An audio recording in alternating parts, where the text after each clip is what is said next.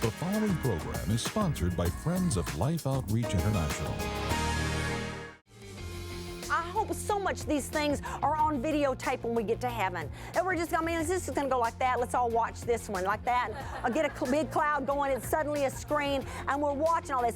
Picture the scene when Miriam walks back into the house and hands the baby to the mother who thought she would never, ever see him again. Spending Wednesdays in the Word with Beth Moore, next on Life Today.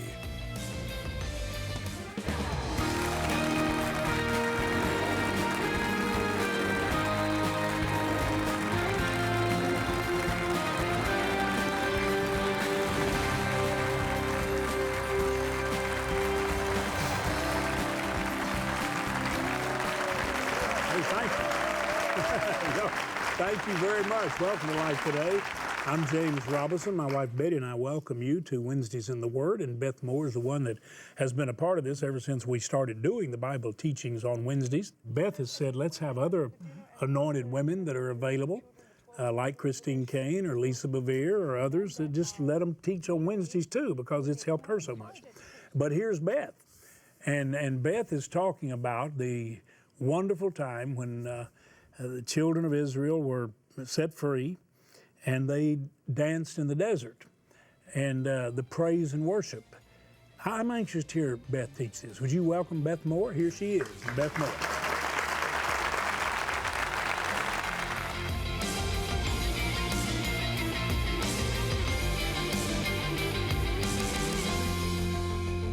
Here recently, I told you I'm a doodler. I just kind of write. Sometimes I'll just do little cartoon figures, and other times it'll be in words, but I am constantly driving a pen across a page. And so here recently, I just jotted down 3 sentences sort of out of the blue, and it said this. It's nothing for you to take down, just listen. This journey we are on is more dangerous than we thought. That occurred to me. And then I wrote down this right under it. Our enemy is deadlier than we dreamed. And then I wrote down, our God is closer and mightier than we have the capacity to imagine. The capacity to imagine. As it turns out, this world is more dangerous than we thought. Anybody agree with that? Absolutely. And we're finding out that maybe the enemy is deadlier than we dreamed. But our God is beyond anything we ever have the capacity to imagine. I tell you, I think it's a fight here. I wrote down these words some months ago. It says this, and this is so true of me. It's a kind of a personal word of testimony. On occasion, my inner cheerleader has to shut up and bow to the bruised and beaten up brooder in me that says, this life is a fight.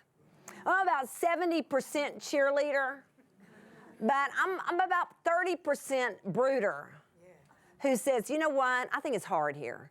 Now, I got a friend that's 100% cheerleader. 100%, 100%, 100%. If I happen to be in my 30 when she's in her full-on 100, I sort of want to smack her a little bit. Because I'm kind of brooding there for a minute, and I really can't be rushed through my brooding. I'm going to need to sit back for a minute and go, I think it's hard here. I think it's hard here. Now, no doubt about it, she's having more fun than I am. No doubt about it, and I always come back around to it. But for just a few minutes, occasionally I have to get into, I think this place is really rough. I'm just going to be honest with you. I say what Paul says at times, who will deliver me from this body of death? Who will rescue us here? Now, this is when we get to our protagonists in our current series. This is when all the times we women have put on men's shorts as we studied, we're going to look at this from our protagonist's point of view, who is a woman. So stay with me and let's see what happens here. So look with me. It says in verse 19 through 21 of Exodus 15, 19 through 21. So they ended up, verse 18 ends the song of Moses. The Lord will reign forever and ever. Somebody say amen. Amen. For when the horses of Pharaoh with his chariots and his horsemen went into the sea, the Lord brought back the waters of the sea upon them, but the people of Israel walked on dry ground in the midst of the sea. Now pause there just a second, because do you notice in your text it's gone back to narrative now. So we've left the song and we've gone into narrative. So it's a beautiful thing to understand. I also think we should appreciate that they walked over on dry ground, because wouldn't it have been enough if he had just parted the seas and they just kind of walk over in the wet sand? But he knew all the groaning and complaining and mumbling, all about, look at my sandals, I can't even get them out of them. Do you realize that he not only divided the waters, but he sucked the water out of the sand so that they could walk over on dry ground? It doesn't just mean that he split the waters. It means that literally he evaporated the water in the sand so that they could walk over without a bunch of complaining and mumbling, which they had a tendency, as we can all see, to do. So in verse 20, it says something awesome. So they've sung this song, and then Miriam, the prophetess, the sister of Aaron, took a tambourine in her hand, and all the women went out after her with tambourines and dancing. And Miriam said to them, sing to the Lord, for he has triumphed gloriously. The horse and his rider he has thrown into the sea. Now that should be familiar to you, because that's how the song begins. So she's memorized that part already. And says the women just like take off.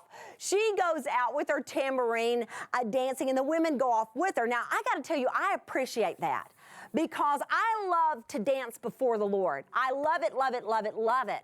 But I either want to do that by myself, or I want to do it with girls. I really don't want to enter in. I'm not saying I wouldn't like jump. I might even do some running with a bunch of men. But if I was really going to take my tambourine and dance, just give me some girls to do it with. Now, in the original language, the most literal rendering of the word tambourine would be hand drum. I bring that up to you because some of you men need to picture, you're thinking, okay, I'm not really going with this whole tambourine. I get that, and you don't have to. There's Moses, remember? He's got the staff. There's Moses. But as long as you're thinking about it, you could just beat the drum.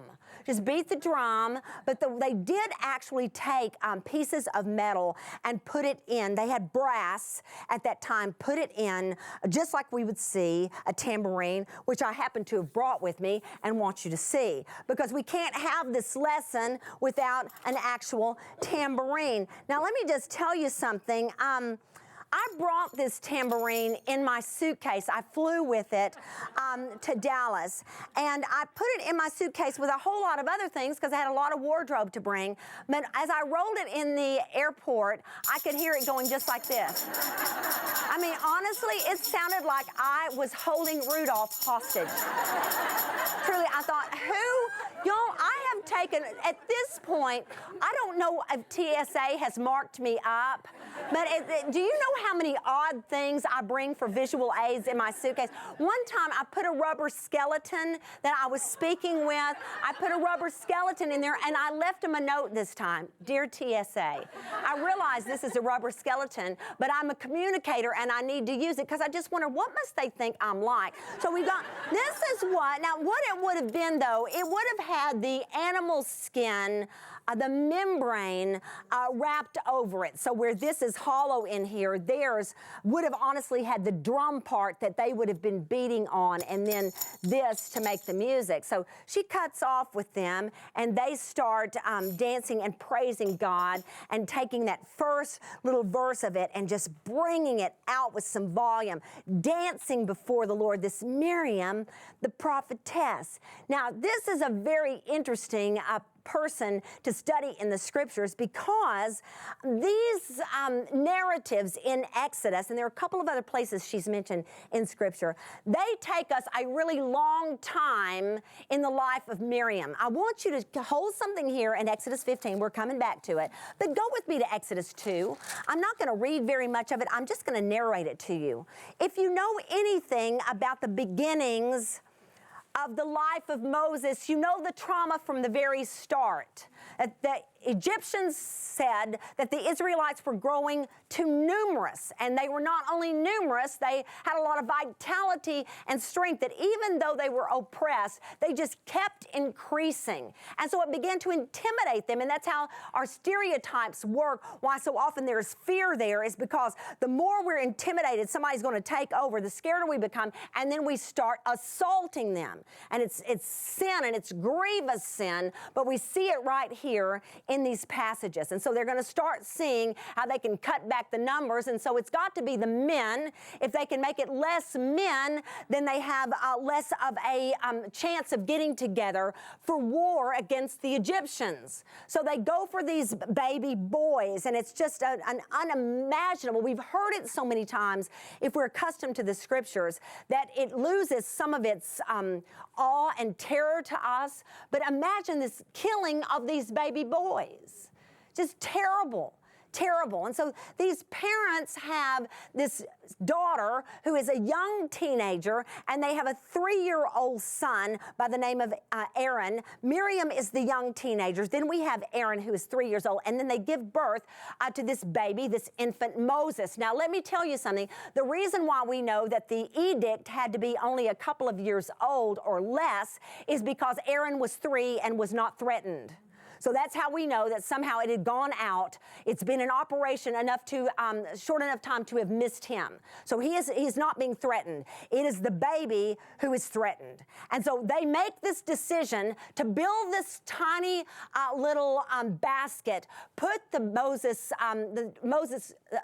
baby in the basket. They're going to take this baby, put him in the basket, put him in the water, and wait and see what happens. It's a beautiful thing. If you notice, I want you to mark it if you would like to. In verse 3, where it says, when she could hide him no longer, she took for him a basket of bulrushes, and she pitched it and put it all together. She made him a basket. Well, and then she put the child in it. It's a very interesting word, basket. It is only used one other time in the entire Old Testament scriptures, and it's used several times in the narrative of the ark. The ark. So it's always used in Noah's Ark. That same word is used for this little basket that is built for Moses. Now, I don't know if that blesses you, but I love that God would just build an ark for one, just one, the salvation of one. So they put him in the water, and sure enough, one of Pharaoh's daughters and her nurses come close by, all her servants, and they hear the child cry. Now, what I love about this scene, so we're meeting Miriam as a young teenager. How do we know that that's about the age she is? And so the girl went and called the child's mother. The girl, that word for girl in Hebrew means to be of marriageable age. They're not calling her a woman, but they're calling her a girl. So she would have been old enough to be married at that point. But it seems to me that the trauma that was currently in Egypt at the time, with all these babies dying, all that put everything else in dysfunction. As far as we know, Miriam never did marry. But she enters the scene at what is probably about 13, 14, or 15. She's got a 3-year-old little brother and then this newborn. She is the one who is sent with the baby. Now, let me tell you why I think that happened. I don't know, but I am a mother. And I'm going to tell you something, I wouldn't have been able to do it. I'd have been loud about it. By the time I was sitting him in the water and walking away from him, everybody would have known, because I could not have kept from sobbing to save my life. Picture that here comes this little teenage girl. Talk about growing up early. I'm thinking about some of you young women I see in this room, and I'm imagining on the other side of that screen, and maybe you had to grow up really, really early, because that's a lot of responsibility. Put that baby in that water and wait in hopes that something is going to happen. I just say to you, what kind of a young girl would have the courage enough when they do see the baby, Pharaoh's daughter and her servants, when they do see the baby and they decide to keep the baby, that she would come to them and go, listen, I know a woman that can nurse that baby. I got just the woman. And they said, go, do it, do it. Would you picture with me? Please go. I hope so much these things are on videotape when we get to heaven. And we're just, this is going to go like that. Let's all watch this one like that. And I'll get a big cloud going. It's suddenly a screen. And we're watching all this. Picture the scene when Miriam walks back into the house and hands the baby to the mother who thought she would never, ever see him again. I mean, can you imagine? You talk about some drama. I bet there was some noise going on in that house. So he would have stayed with them till he was weaned, which would have been about 3 years old. That's a little long if you ask me, but that was real common. I'm sorry, but it is. It was very, very common in that day. They would nurse him as long as they possibly could. And so it would have been about that time. Can you imagine that they're going to then take him back to the palace? And there he grew up. So that's Miriam. Now, when Moses is called by God out in the wilderness to come and act as the man he will use as deliverer in the Exodus, when Moses comes back to Egypt, he is now 80 years old. So if Miriam is 13, 14, or 15 years older, you've got her at her mid-90s. Let's just throw it out there and say she's 94. I want to ask you something, because I want this to just go there with somebody. I want to ask you, how willing would we be at 94 to move somewhere new? Anybody? I mean, why in the world didn't she go, y'all go on without me? What kind of woman is that? Now, picture with me what all this woman has been through. She's seen the trauma of all these babies killed. She was left in Egypt along with Aaron when Moses had to flee. She was there for the next decades without any word of deliverance. How would your faith be if you were believing for something over and over again and it had been decades? We cannot appreciate her praise until we grasp how long it was before she saw the deliverance of the Lord. And she was there when the word circulated that Moses was back and was standing before Pharaoh. She was there when all 10 plagues were visited upon the Egyptians. She would have been, this part just kills me, she would have been there at the table having that first Passover meal when the angel of death was passing over because of the blood on the doorpost. She would have heard the cries of the people. She was there and would have known when Pharaoh said finally to Moses, you can go. She was there on the edge of the Red Sea when the waters were standing before them and impassable. She was there when her baby brother, we never think our own flesh and blood could really be raised up to do something like this. I mean, we're the last ones to go, what was that? Just normal people to us.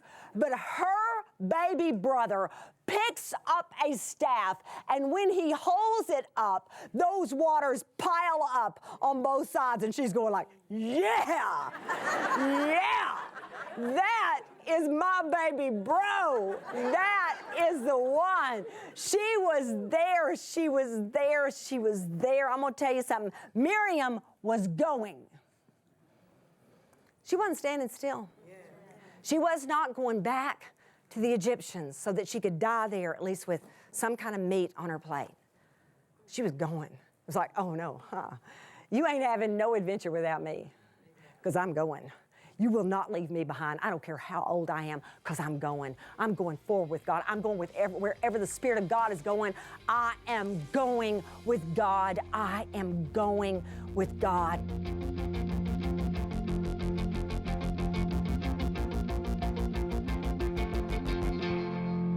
Well, Beth, you're amazing. I just thank you for your availability to the Lord. It's been a joy to share Christ with you. You know, when you were talking about how the children of Israel danced in the desert, I got the glimpses of the children dancing, Betty, when we'd hit a water well, or we'd give them shoes, and they'd dance a happy dance. And here's the thing. I'm holding this little orange bowl that you, viewers, said, please give the children when you give them soup so they have a heat-resistant bowl, don't burn their little fingers. You're so full of love. I mean, I think it's amazing. And we're going to give them food to save their lives and give them nourishment. But you know something? Many of these little children, they're too weak to dance, even when we give them food. But we're going to get them there. I want you to listen to Tammy Trent. Listen close. I really think you'll hear the Lord.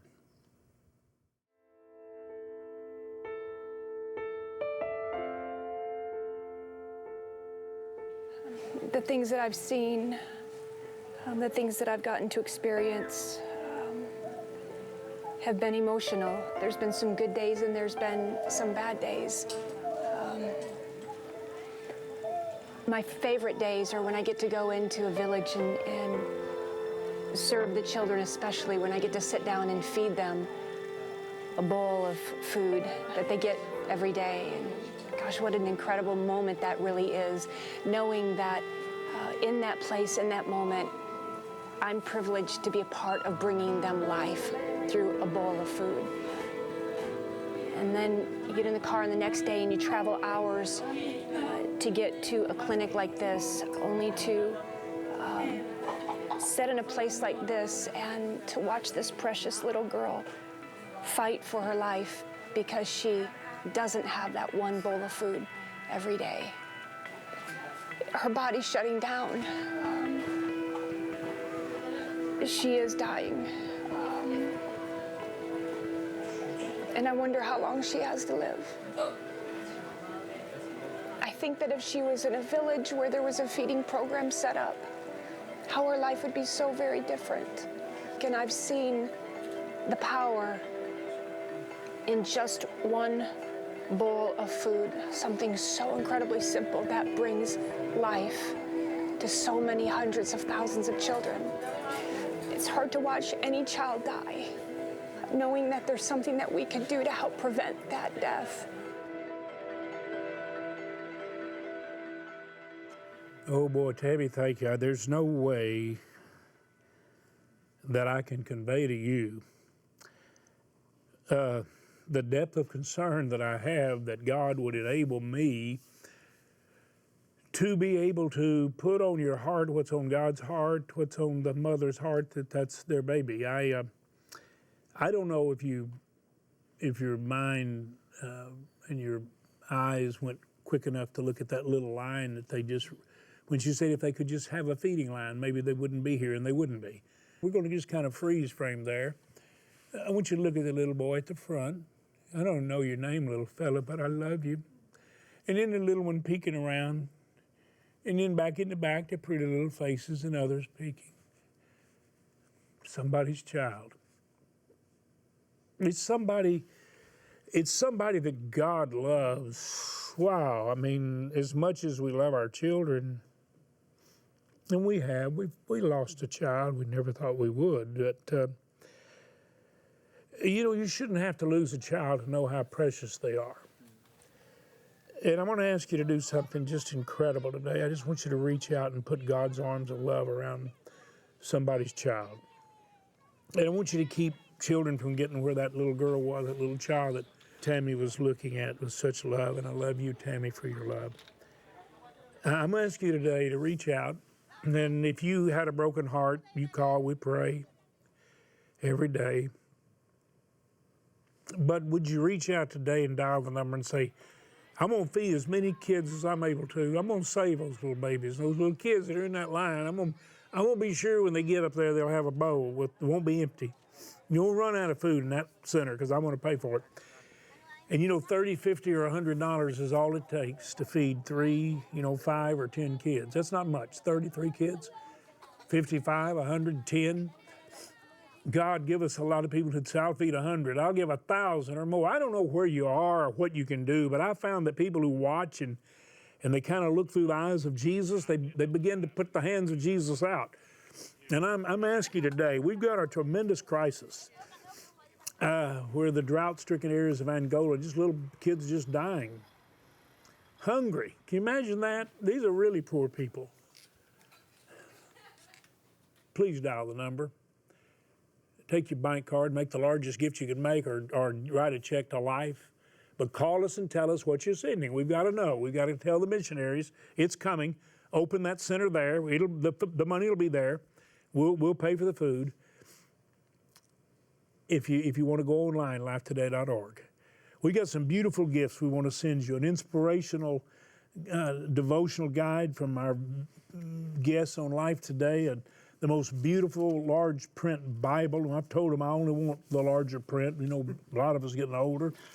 And it's just fabulous. It's an incredible thin line study Bible. The beautiful glass sculpture of the blessing. That's what you are. Just make the best gift you can, would you? Please, please. And if you should call and get a busy, you say, I'm getting through.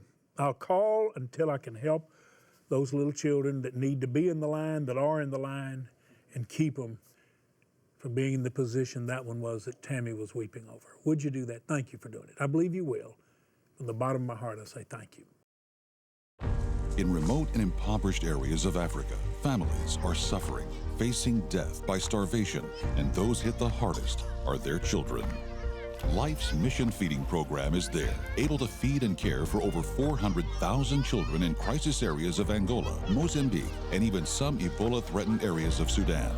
With all of our previous reserves gone and Angola facing its worst drought and food shortage in 20 years, we need to immediately replenish our funding and supplies for our feeding programs. Your life-saving gift of $30, $50, $100, or $300 will help feed and care for 3, 5, 10, or 30 children for the next 3 months. With your support and the partnership of others, your gift goes a long way to help save lives. Please call us, write, or go online today and make your gift. With your gift of any amount, we'll send you All Things New, a brand new 31-day devotional featuring inspiration from a variety of special guests of Life Today and an instrumental worship CD to bless you in your quiet times with the Lord. With your gift of $100 or more to help feed 10 children, please request the NIV larger print leather-bound reference Bible. And finally, with your gift of $1,000 or more to help feed 100 children, be sure to request our commemorative glass sculpture, The Blessing. Please call, write, or go online today and make your gift of life to help feed and care for hungry children.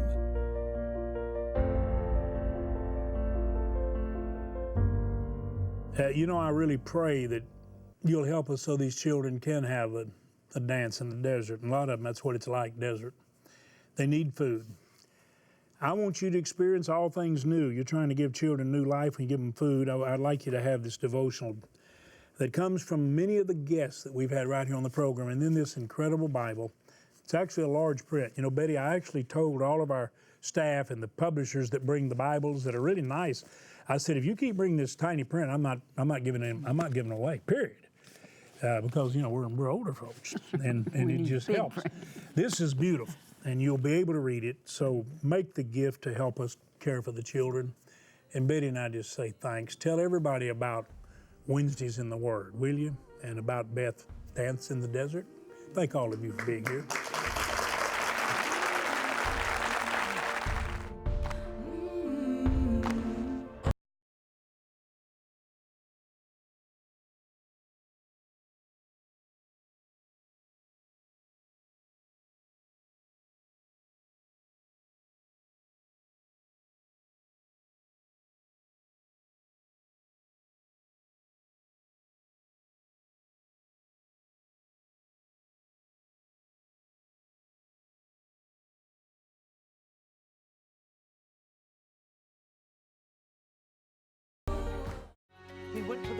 Tomorrow, author Steve Scott challenges everyone to let the greatest words ever spoken bring new vision, power, and joy into your life.